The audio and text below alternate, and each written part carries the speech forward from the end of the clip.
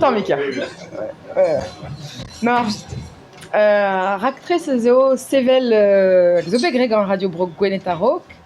Sorte abaren ar gariaren, hag avait fait beb miz gant un ti ar vro. Neuze ken aouzet assemblez gant ar voreg a fem hag un ti ar vro.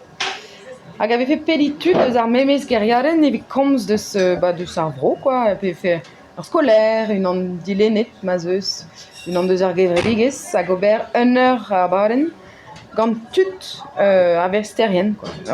Na baren foran, barzun davar, marteze.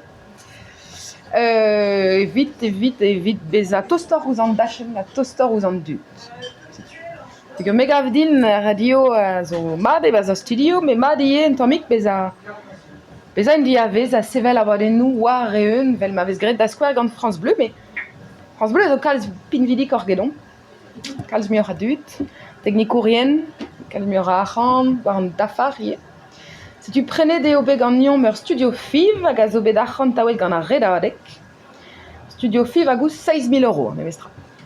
Si tu eo keru a rok mon moaket, hag a zo paouez en em gavet, si tu es deux sta e vimp ar pem a viz du ma fel d'ordon, ou ar reun pa de neur anter tre diver anter a piderer, mais ar pal ez eo mont pellor, quoi.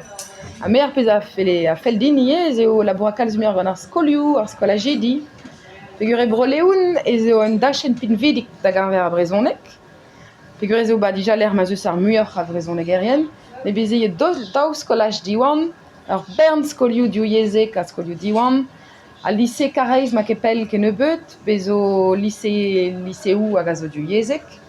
Setu bezo memestra un dachen hag a zo pinvidik war ar yez, a neuze mont muioc'h en diavez deus ar studio, diavez eus l'an dernier.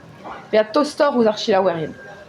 Kant draze a zo raktresou, gama an o klask lakat e pleustr, e o teski ema an c'hoaz, Christian, setu...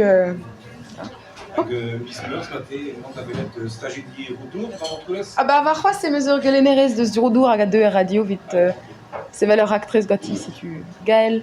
An a vezer Gaël Martezi?